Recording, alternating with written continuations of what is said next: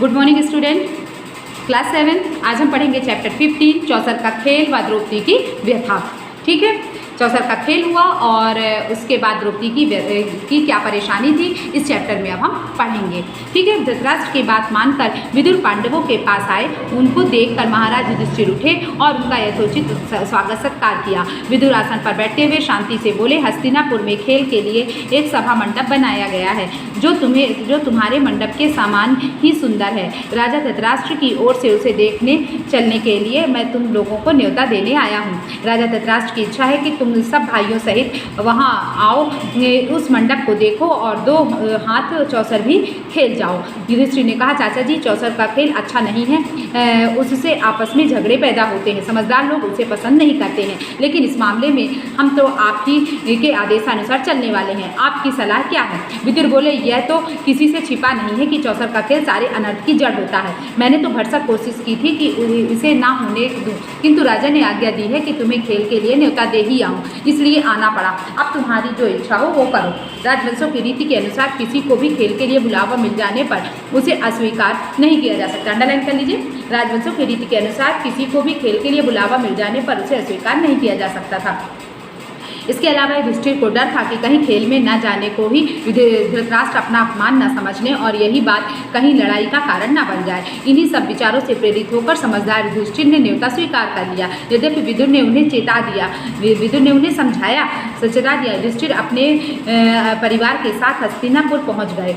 नगर के पास ही उनके लिए एक सुंदर विश्राम गृह बना था। वहां ठहर कर उन्होंने आराम किया। अगले दिन सुबह नहा धोकर सभा मंडप में जा पहुंचे। कुशल समाचार पूछने के बाद शकुनी ने कहा, युधिष्ठिर खेल के लिए चौपट बिछा हुआ है, चलिए 2 हाथ खेल लेते हैं। युधिष्ठिर बोले, राजन, यह खेल ठीक नहीं है। बाजी जीत लेना साहस का काम नहीं है। जुआ खेलना धोखा देने के समान है। आप तो यह सब बातें जानते ही हैं।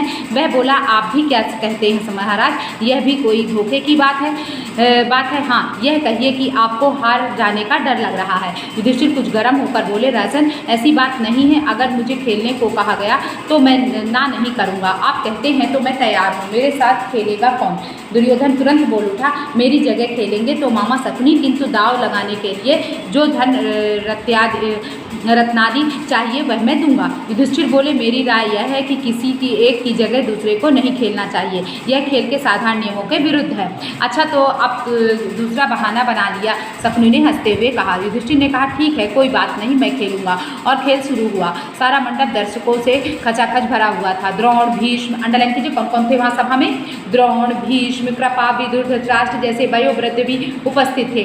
वे उसे रोक नहीं सके थे। उनके चेहरों पर उदासी छाई हुई थी। अन्य कौरव राजकुमार बड़े चाव से खेल को देख रहे थे। पहले रत्नों की बाजी लगी, फिर सोने चांदी के खजानों की। उसके बाद रथों और घोड़ों की तीनों दाव युधिष्ठिर हार गए। शकुनी का पासा मानो उसके इशारों पर चलता था।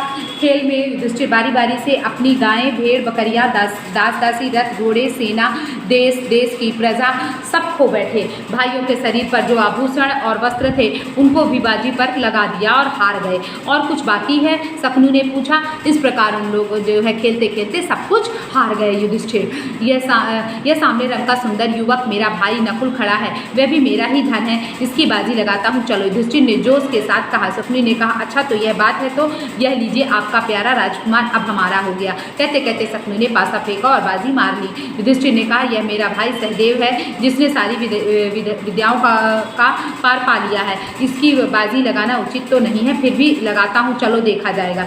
यह चला और वह जीता।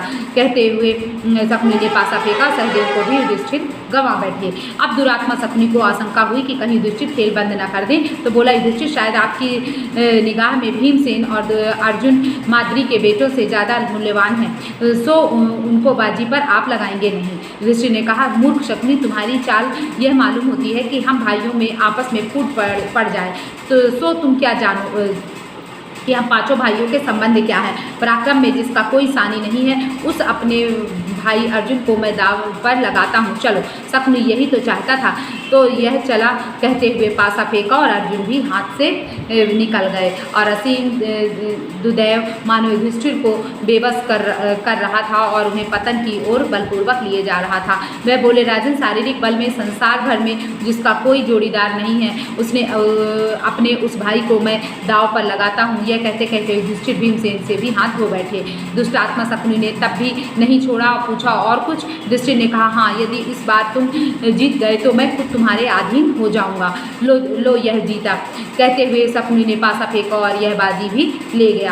इस पर शकुनी सभा के बीच उठ खड़ा हुआ और पांचों पांडवों को एक एक करके पुकारा और घोषणा की कि वे अब उसके गुलाम हो चुके हैं। शकुनी को दाद देने वालों के हर्षनाद से और पांडवों की इस दुर्दशा पर तरस खाने वालों के हाहाकार से सारा सभा मंडप गूंज उठा। सभा में इस तरह खलबली मचने के बाद शकुनी ने युधिष्ठिर से कहा, एक और चीज़ है जो तुमने अभी हारी नहीं है, उसकी बाजी लगाओ तो तुम अपने आप को भी छुड़ा सकते हो। अपनी पत्नी द्रौपदी को तुम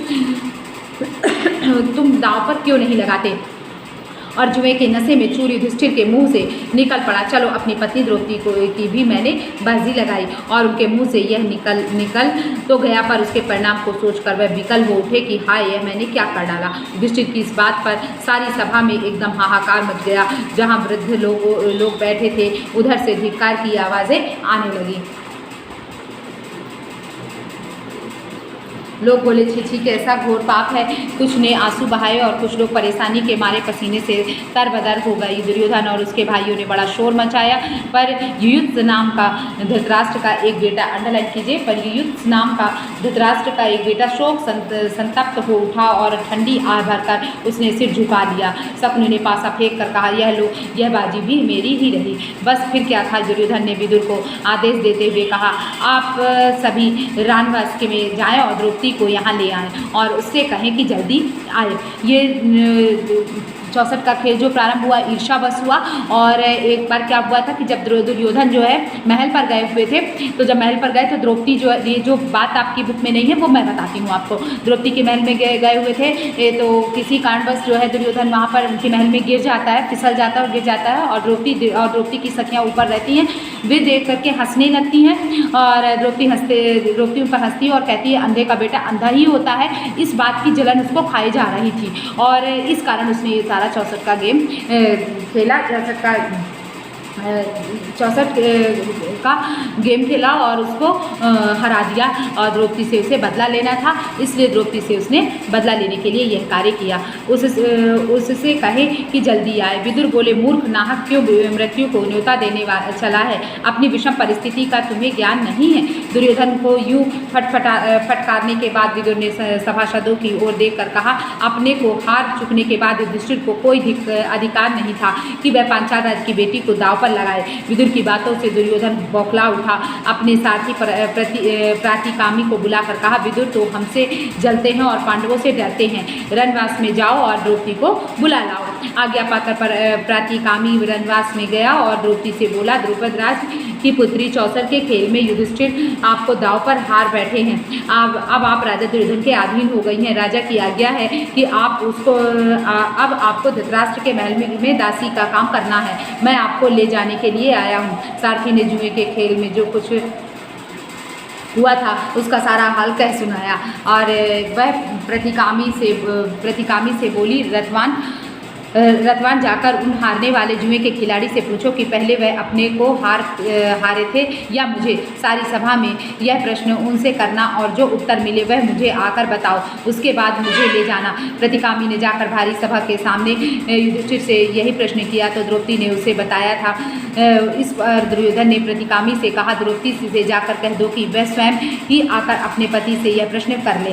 प्रतिकामी दोबारा रणवास में गया और द्रौपदी के आगे झुककर बड़ी नम्रता से बोला, देवी, दुर्योधन की आज्ञा है कि आप सभा में आकर स्वयं ही युधिष्ठिर से प्रश्न कर लें। द्रौपदी ने कहा, नहीं, मैं वहां नहीं जाऊंगी। अगर युधिष्ठिर जवाब नहीं देते तो सभा में जो सज्जन विद्यमान है उन सबको तुम मेरा प्रश्न जाकर सुनाओ और उसका उत्तर आकर मुझे बताओ। प्रतिकामी लौटकर फिर सभा में गया और सभासदों को द्रौपदी का प्रश्न सुनाया। यह सुनकर दुर्योधन झल्ला उठा। अपने भाई दुशासन से बोला, दुशासन, यह सारथी भीमसेन से डरता मालूम होता है। तुम ही जाकर उस घमंडी औरत को ले आओ। दुरात्मा दुशासन के लिए इससे अच्छी बात और क्या हो सकती थी। उसने द्रौपदी के गुथे हुए बाल बिखेर डाले और गहने तोड़ फोड़ दिए और उसके बाल पकड़कर बलपूर्वक घसीटता हुआ अंडरलाइन कीजिए। उसने द्रौपदी के गुथे हुए बाल बिखेर डाले, गहने तोड़ फोड़ दिए और उसके बाल पकड़कर बलपूर्वक घसीटता हुआ सभा की ओर ले जाने लगा। द्रौपदी विकल हो गई थी। द्रौपदी की ऐसी दीन अवस्था देखकर धृतराष्ट्र के एक बेटे विकर्ण को बड़ा दुख हुआ।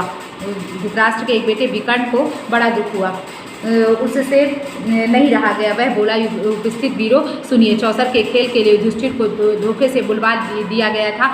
वह धोखा खाकर इस जाल में फंस गया और अपनी स्त्री तक की बाजी लगा दी। यह सारा कार्य न्यायोचित नहीं है। दूसरी बात यह है कि द्रौपदी अकेले युधिष्ठिर की ही पत्नी नहीं है, बल्कि 5 पांडवों की पत्नी है, इसलिए उसको दांव पर लगाने का अकेले युधिष्ठिर को कोई हक नहीं था। उसके अलावा खास बात यह है कि एक बार जब युधिष्ठिर खुद ही को ही दांव पर में हार गए थे तो उनको द्रौपदी की बाजी लगाने का अधिकार ही क्या था। मेरी एक और आपत्ति यह है कि शकुनी ने द्रौपदी का नाम लेकर युधिष्ठिर को उसकी बाजी लगाने के लिए उकसाया था। लोगों ने चौसर के खेल में के जो नियम बना रखे हैं यह उनके बिल्कुल विरुद्ध है। इन सब बातों के आधार पर मैं इस सारे खेल के को नियम विरुद्ध ठहराता हूँ। मेरी राय में द्रौपदी नियम पूर्वक नहीं जीती गई है। युवक विकर्ण के भाषण से वहाँ उपस्थित लोगों के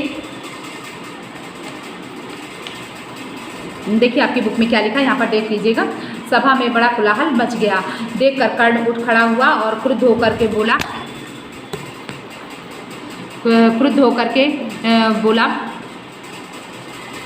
देखकर कर्ण उठ खड़ा हुआ और क्रुद्ध होकर बोला, विकर्ण, अभी तुम बच्चे हो, सभा में इतने बड़े बूढ़ों के होते हुए तुम कैसे बोल पड़े? तुम्हें यहाँ बोलने और तर्क वितर्क करने का कोई अधिकार नहीं है। यह देखकर दुशासन द्रौपदी के पास गया और उसका वस्त्र पकड़कर खींचने लगा। ज्यों ज्यों वह खींचता गया तो वस्त्र भी बढ़ता गया। अंत में खींचते खींचते दुशासन की दोनों भुजाएं थक गई। हाँफता हुआ वह थकान से चूर होकर बैठ गया। सभा के लोगों में कपकपी की फैल गई और धीमे स्वर में बातें होने लगी। इतने में भीमसेन उठा। उसके होंठ मारे क्रोध के फड़क हो रहे थे। ऊंचे स्वर में उसने यह भयानक प्रतिज्ञा की, उपस्थित सज्जनों में शपथ खाकर कहता हूँ कि अब जब तक भरत वंश पर बट्टा लगाने वाले इस दुरात्मा दुशासन की छाती चीर न लूंगा तब तक इस संसार को छोड़कर नहीं जाऊंगा। भीमसेन की इस प्रतिज्ञा को सुनकर उपस्थित लोगों के हृदय भय के मारे थर्रा उठे। इन सब लक्षणों से धृतराष्ट्र ने समझ लिया कि यह सब ठीक नहीं हुआ है। उन्होंने अनुभव किया कि जो कुछ हो चुका है उसका परिणाम शुभ नहीं होगा। यह उनके पुत्रों और कुल के विनाश का कारण बन जाएगा। उन्होंने